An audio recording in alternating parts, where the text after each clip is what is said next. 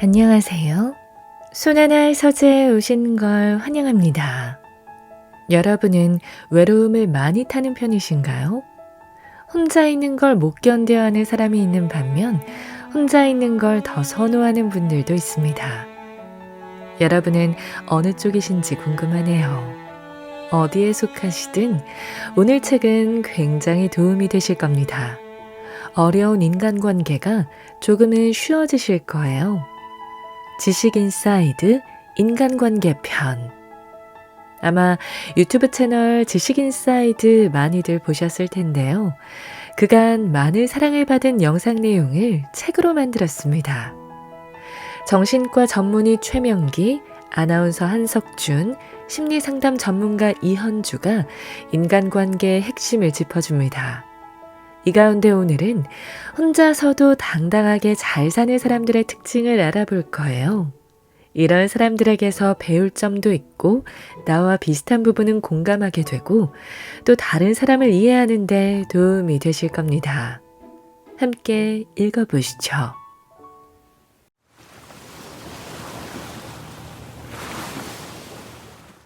혼자서도 당당하게 살아가는 3가지 비결.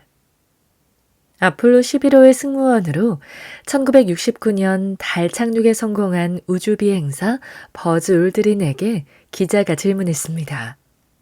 인간에게 남은 마지막 미개척 분야는 어디일까요?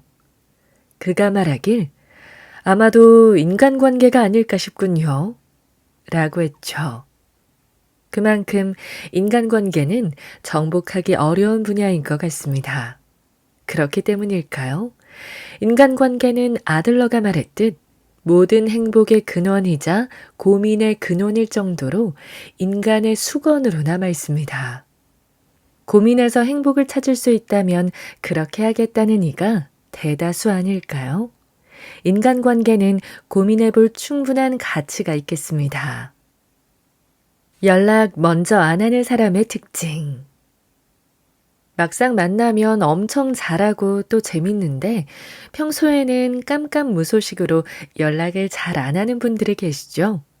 그럴 때 이 사람은 왜 그럴까 하고 고민하는 분들이 상당히 많을 것 같은데요. 모두가 바뀌는 경우가 있을 수 있어요.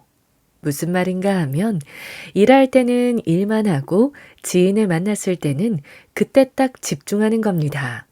그게 잘 되는 사람들이 있어요. 반대로 말하면 그렇게밖에 안 되는 것일 테고요. 또 하나는 내향적인 경우예요.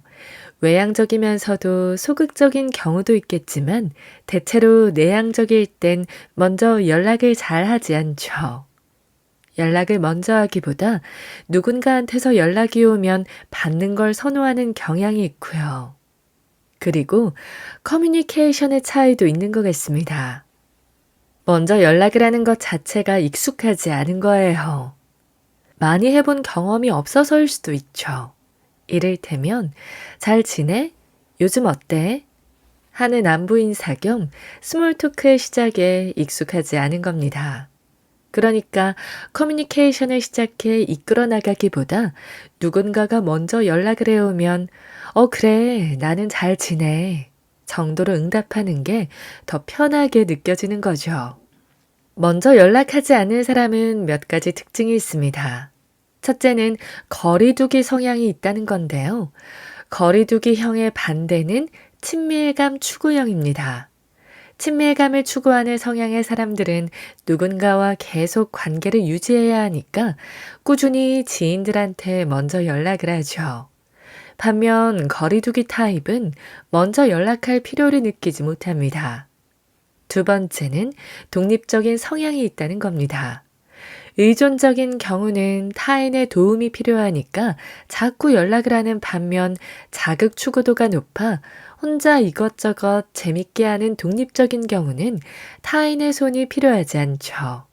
그들은 왜 먼저 연락을 하진 않으면서 연락이 오면 받아주고 또 만나주느냐 하면 착하기 때문입니다. 착해서 거절을 잘하지 못하는 것일 수 있고요.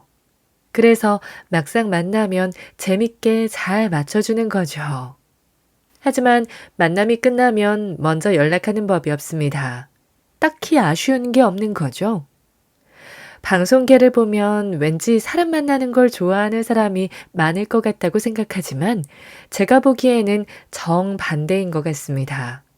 혼자 있는 걸 선호하고 사람 만나는 걸 선호하지 않는 부류가 더 많은 것 같아요. 최명기 원장님 말씀 듣고 크게 깨달은 게 있는데 정말 사람들은 다 달라요. 이를테면 왜 얘는 나에게 먼저 연락하지 않지? 라는 고민을 가진 이들의 생각 회로 방식이 뭐냐 하면 나라면 좋아하는 사람한테 먼저 연락할 텐데 해요.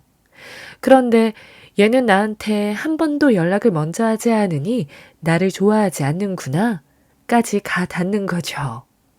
그렇게 생각한다는 건 나의 마음과 상대의 마음이 똑같다고 보는 겁니다. 하지만 사람은 다 달라요. 단순히 나를 좋아하고 좋아하지 않고의 문제가 아니죠. 차원이 다르다고 할 수 있겠습니다. 먼저 연락하는 건 중요하지 않다. 먼저 연락하지 않을 사람에겐 꼭 내가 먼저 연락해야 하고 그래야 만나주니까 묘하게 빈정이 상할 수 있을 텐데요. 이건 이른바 플러스 마이너스입니다. 그 사람한테 연락하면 즐거울 수 있겠지만 먼저 연락을 한다는 것 자체에 굴욕감을 느껴 괴로울 수 있지 않습니까? 그렇다면 그 괴로움이 즐거움보다 커지는 순간 더 이상 연락을 하지 않게 됩니다. 그런데 어느 순간 보니까 연락할 사람이 없을 수도 있어요.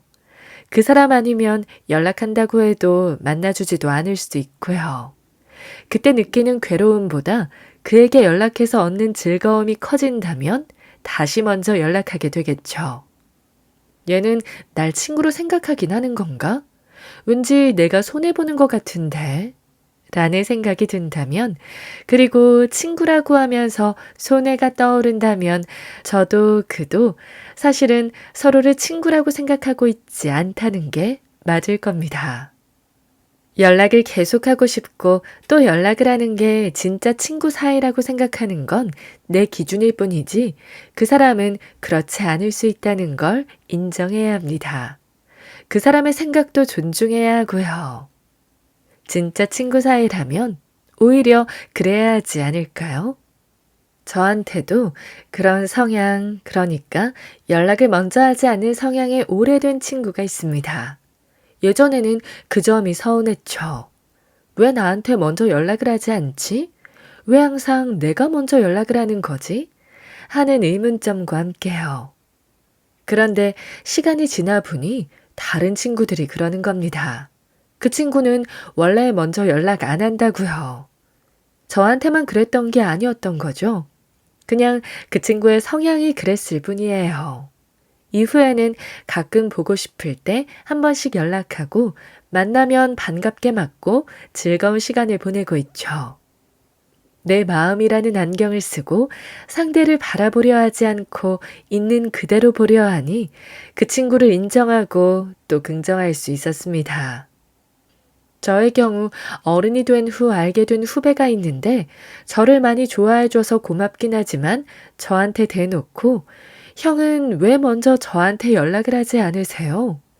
왜 먼저 연락해서 만나자고 하지 않으세요? 라고 말하더라고요. 그런데 저는 한 사람만 만나는 스타일이 아니에요. 넓고 얇게 두루두루 만나는 편이란 말이죠. 그래서 그 후배한테 그런 식으로 말을 듣는 게 상당히 불편하더군요. 내가 왜 얘한테 이런 비난을 들어야 하지? 하고 말이죠. 그러다 보니 결국 그 후배를 멀리하게 되었습니다. 사람이 다 스타일이 다른데 그 다름을 인정하지 않는 건 폭력이라고 봐요. 한편 이런 경우도 있을 수 있습니다. 내가 먼저 연락했을 때 싫어하진 않을까? 혹은 불편해하지 않을까 걱정해서 먼저 연락하길 꺼려하는 경우죠. 그건 애매한 관계 때문에 불편을 느끼고 있는 거예요. 매일같이 만나도 친하게 지내면 아무런 문제가 없어요. 그런데 애매한 관계라면 생각나서 먼저 연락하고 싶다가도 뭔지 모를 불편함이 있기에 연락을 하더라도 메시지 자체가 상당히 모호하고 중립적일 수밖에 없는 거죠. 상대도 모호하고 중립적인 메시지에 어떻게 반응해야 할지 역시 애매해지는 거고요. 결국 그와 꼭 만나야겠다는 적극성이 없는 거죠. 필요할 때만 찾는 관계, 끊는 방법. 필요할 때만 연락하는 사람들 많죠? 살다가 그런 사람들과 많이 마주쳤을 거예요. 나도 모르게 누군가에겐 내가 그런 부류의 사람으로 보였을 수도 있겠고요. 저의 경우 도움을 요청하는 친구들만 잔뜩 있는 분을 알고 있습니다. 그를 둘러싸고 동료와 친구, 지인 할 것 없이 그에게 온갖 종류의 요구를 퍼부어요. 그 요구들이 그의 곁에 항상 쌓여 있죠. 그의 특징이라면 누구의 요구라도 잘 들어준다는 겁니다. 의사소통 유형 중에 회유형이 있는데요. 이 유형은 타인의 비위를 맞추고 타인의 눈치를 보고 타인의 도움을 들어주며 응답까지 마다하지 않습니다. 일종의 구원자 콤플렉스랄까요? 그는 마음씨도 정말 따뜻한데 주위에 그에게 요구하는 사람들만 득식을 하니 정작 그는 자신의 삶을 잘 영위하지 못하는 것 같았어요. 타인을 챙기느라 자신을 챙기지 못하는 거죠. 그는 사람들이 나한테 호감이 있어서 요구하는 건지 내가 잘 들어주니까 요구를 하는 건지 너무 궁금하다고 하더군요. 그래서 제가 실험 하나를 제안했습니다. 예를 들어 그에게 정말 좋은 일이 생겼어요. 이를테면 승진을 했다거나 그래서 그에 대해 좋은 일이 생겼다는 걸 주위 사람들한테 말을 한 거죠. 놀랍고 충격적이게도 그의 주위 사람들은 그가 승진을 했다는 사실에는 전혀 관심이 없다는 겁니다. 오히려 승진했으니까 돈도 많고 시간도 많고 인맥도 많겠네. 나 좀 도와줘라 하는 식으로 또 다른 요구를 하기 시작한다는 거죠. 그분을 분석해 보면요. 일단 그분은 착해요. 그런데 착한 것보다 두려움이 더 크게 작용하는 것 같습니다. 자율성이 약하기 때문에 타인의 요구를 거절할 수 있는 힘이 없는 거죠. 그래서 전 나한테 호감이 있어서 요구하는 건지 내가 잘 들어주니까 요구를 하는 건지 구별하고자 이현주 교수님의 실험과 다른 종류의 실험을 해봤어요. 우선 거절을 하는 겁니다. 친구라면 화를 내지 않을 거고요. 화를 내면 친구가 아니죠. 혹여 화를 내면 싸우면 됩니다. 그런 사람들은 부탁했을 때 돌아오는 이익보다 부탁했을 때 싸움으로 이어지는 과정에서 얻는 피해가 더 크다고 생각하면 더 이상 부탁하지 않고 다른 사람을 찾을 겁니다. 두 번째는 별거 아니거나 쓸데없는 부탁을 해보는 겁니다. 그때 별거 아닌 거니까 네가 하면 되잖아 라는 식으로 답이 돌아올 수 있겠죠. 하지만 별거 아닌 부탁도 들어주지 않을 사람은 크고 대단한 부탁도 들어주지 않을 겁니다. 그래서 필요할 때만 부탁하는 사람들을 어떻게 생각하고 바라보면 되느냐 하면 작은 규모의 보이스피싱 업체라고 보면 됩니다. 보이스피싱은 보통 한 번에 몇천, 몇만 명한테 작업을 걸지 않습니까? 비슷하게 그의 도움이 필요할 때면 나뿐만 아니라 몇 명에서 몇십 명한테 작업을 걸 게 분명합니다. 그러니 굳이 내가 들어주지 않아도 괜찮아요. 걱정하지 않아도 되고요. 그는 내가 아닌 다른 사람, 또 다른 사람을 찾을 거고 결국 부탁을 들어줄 사람을 찾아낼 테죠. 그러니 그런 사람에게 연락이 오면 보이스피싱이구나 하고 생각하면 편할 겁니다. 앞서 말씀드린 그분도 실제로 주위에서 무한정으로 요구만 하는 누군가에게 아주 작은 부탁을 해봤어요. 그런데 놀랍고 충격적이게도 단칼에 거절을 당한 거죠. 그분은 주위의 온갖 요구를 다 들어줬는데 정작 작디 작은 요구에 돌아오는 건 싸늘한 한마디뿐이었던 겁니다. 글쎄, 그건 좀 힘들겠는데? 하고 말이죠. 그래서 그분이 그때 큰 충격을 받고 주위 사람들을 제대로 들여다보고 정리를 했습니다. 정리를 하고 나니까 그 빈자리가 오히려 좋은 사람들로 채워졌다고 하더군요. 부탁 잘 들어주는 사람들에겐 이른바 하이에나들이 꼬이기 시작합니다. 그들은 끼리끼리 몰려다니면서 소문을 내는데 누가 돈을 잘 빌려주더라 라고 소문이 나면 나도 들이대봐야지 라며 몰려가죠. 그렇게 한번 돈을 빌려주면 호구되는 건 순식간이에요. 회사에서도 이를테면 김 대리한테 컴퓨터 봐달라고 하면 다 해줘 라고 소문나면 이후부턴 김 대리한테 다 몰려드는 거죠. 하이에나들은 자기네끼리 탄탄한 정보망을 구축해놓고 있어요. 정말 보이스피싱 조직 같죠. 개인정보부터 전부 털리고 시작하는 거예요. 사회지능이라는 건 얼마나 주위 여건을 잘 갖춰 행복하게 지내는지에 따라 달라지지 않습니까? 또 내게 맞는 사회적 능력을 성찰해 행복을 얻는 것이지 않습니까? 하여 내가 모든 사람의 부탁을 다 들어주고 있다고 했을 때 행복하다면 괜찮습니다. 자존감이 올라간다는 방증이니까요. 우리가 태어날 때부터 관계를 맺을 수 있는 사람 수가 정해져 있습니다. 30명 내외가 표준이죠. 그러나 직접적으로 관계를 맺고 완벽하게 관리하는 사람 수는 손가락으로 뽑을 정도입니다. 즉 10명 이하죠. 그런 와중에 수십 명의 사람과 직접적으로 관계를 맺을 수 있는 능력이 있는 사람이 있고 그런 능력이 안 되는 사람이 있습니다. 능력이 된다면 능력을 사용해야 편해요. 이를테면 매일같이 모임을 하나씩 갖더라도 괜찮죠. 하지만 능력이 안 되는데 일정 정도 이상의 관계 맺기를 원하면 언젠가 파국에 이를 수 있습니다. 이를테면 주위에 온통 배신자 투성이일 수도 있는 거예요. 즉, 사회적 지능과 사회적 능력은 다를 수 있다는 겁니다. 인간관계의 특수성과 대처법. 요즘 인간관계 따위 없어도 된다라는 식의 영상들이 많이 보입니다. 제 생각으로 인간관계는 필요 없다라는 말은 옳지 않다고 봐요. 수식어 하나가 빠져있기 때문인데요. 나를 너무 피곤하게 하는 이 빠져 있습니다. 즉, 나를 너무 피곤하게 하는 인간관계는 필요 없다가 알맞다고 봐요.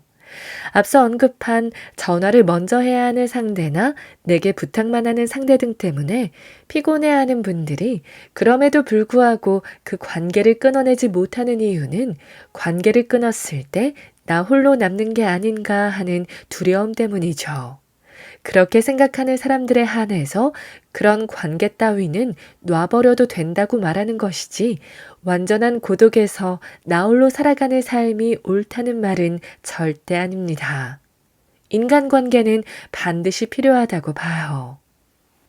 잠옷 슬픈 사실이지만 인간관계에는 돈이 필요합니다. 그런데 사람을 만나야 비로소 사회적 능력과 사회적 행복이 충족되는 사람들이 많습니다. 특히 젊은 세대에서 나타나는 특징이기도 한데요. 여기서 또 슬픈 건 그들은 돈이 많지 않아요. 그래서 어쩔 수 없이 인간관계를 줄여야 해요. 그러다 보니 인간관계를 줄이는 게 올바른 삶의 방식이구나 하고 생각해요. 이를테면 친구랑 만나서 이번에 내가 샀으니까 상대도 한번 사야 하는데 형편이 안 되다 보니 그렇게 못하는 경우가 있어요. 그렇게 오랜 시간이 지나면 나는 상처받고 우리가 진정한 친구 사이 맞나? 하는 의심까지 생기기도 해요. 하지만 상대가 내게 돈을 쓰지 않는 이유가 나를 싫어해서도 아니고 나를 잊어서도 아닌 형편이 어렵기 때문일 수도 있거든요. 그런 식으로 인간관계가 망가지는 경우가 많습니다. 반응하는 게 아니라 적절히 대처하는 게 필요하다고 봅니다. 인간관계로 너무 스트레스를 받아 모든 인간관계를 손절한다는 건 좋지 않겠죠? 또 모든 인간관계에서 무조건 숙이고 들어간다는 것도 좋지 않겠습니다. 그런가 하면 모든 인간관계에서 다 되받아치는 것도 좋지 않겠고요. 각각의 상황과 특성에 맞게 균형적으로 의도와 맥락에 따라 지속적으로 연습해 보면 좋을 것 같습니다. 상대에 지나치게 맞춰준다든가 나를 향한 상대의 평가와 생각을 너무 신경 쓴다든가 할 때는 우선 나부터 생각해보는 연습이 필요해요. 지나친 인간관계 관리가 부질없는 경우가 많습니다. 그러니 내가 좋아하는 사람들과 다정한 인간관계를 유지하며 나를 지켜갈 수 있는 토대를 마련할 필요가 있겠습니다.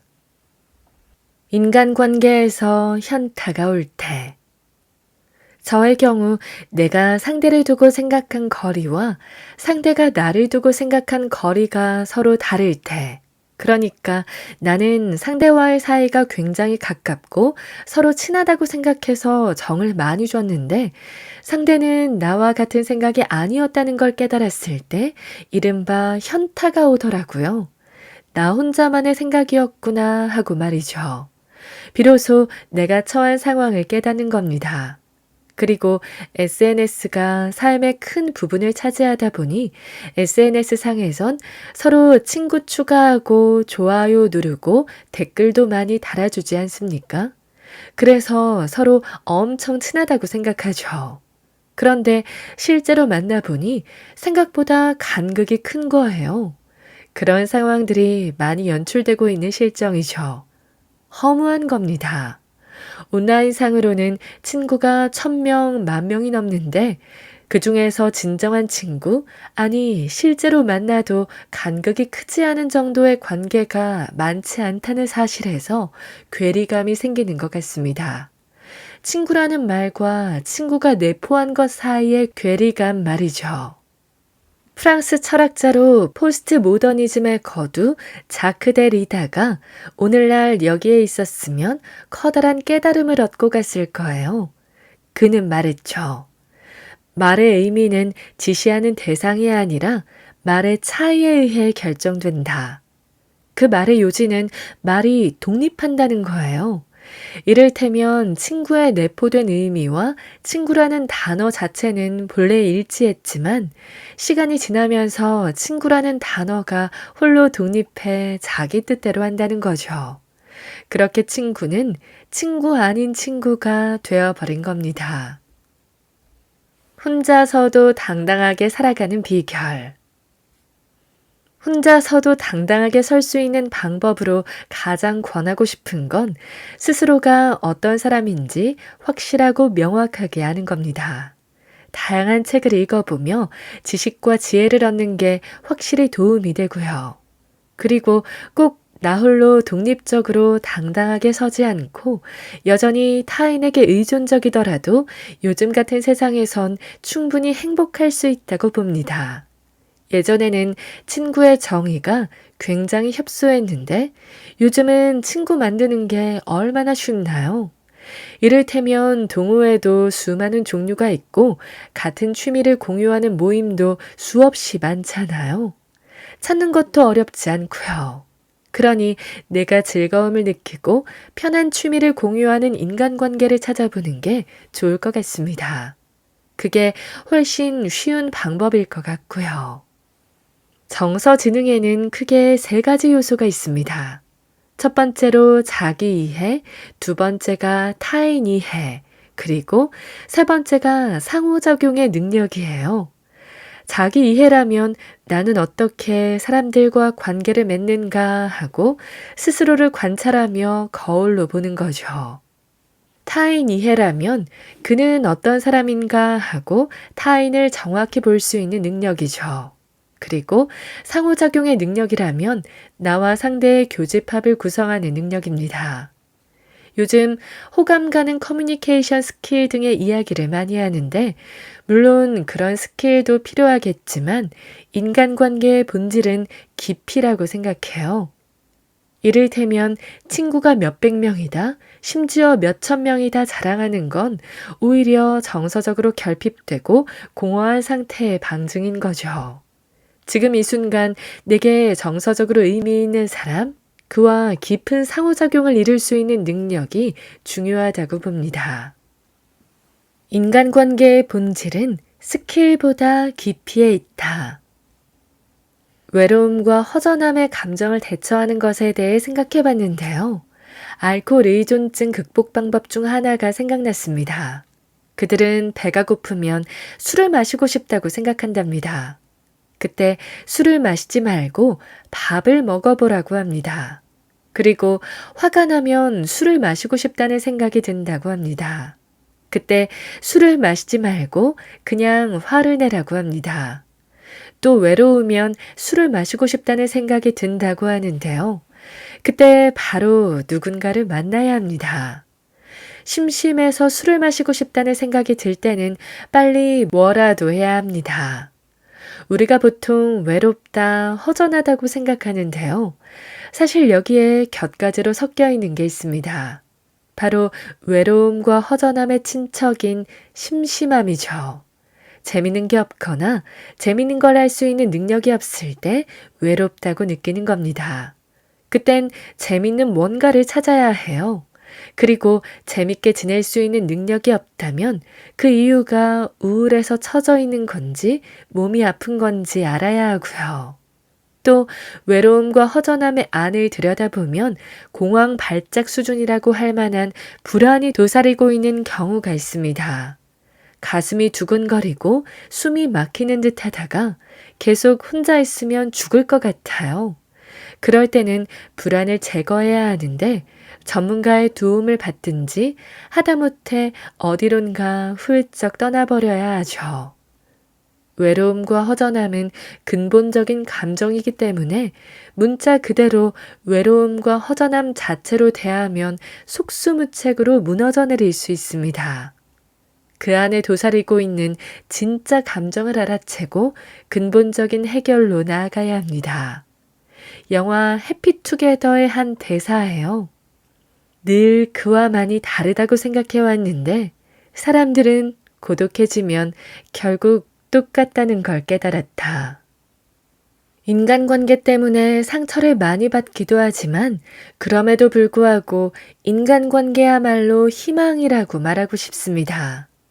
나 홀로 살겠다고 천명하는 것보다 건강한 인간관계를 구축해 서로 연결되는 게 좋다고 생각해요. 극단적인 인간관계 유형들이 많을 텐데요. 가장 흔하게 보이는 케이스에서만 보면 사람은 모두 다르다라는 사실을 받아들이는 과정이 필요한 것 같습니다. 거기서부터 시작해야만 인간관계의 본질에 조금이나마 가닿을 수 있을 것 같아요. 인간관계가 어려운 이유가 나 혼자만이 아니라 상대도 함께 움직이기 때문입니다. 그러나 그렇기에 인간관계에는 예상치 못한 행운이 뒤따르죠. 죽을 것처럼 힘들고 어떻게 해야 할지 고민이 될 때 저절로 해결되는 경우도 많다는 겁니다. 굳이 노력하지 않아도 저절로 잘 되는 행운이 따르는 게 바로 인간관계예요. 반면 아무리 노력해도 뜻대로 되지 않는 게 바로 인간관계고요. 그래서 인간관계는 정복하기 어려운 영역이거니와 인간의 수건이기도 하죠. 하여 천착해 볼 만한 가치가 있다고 생각합니다.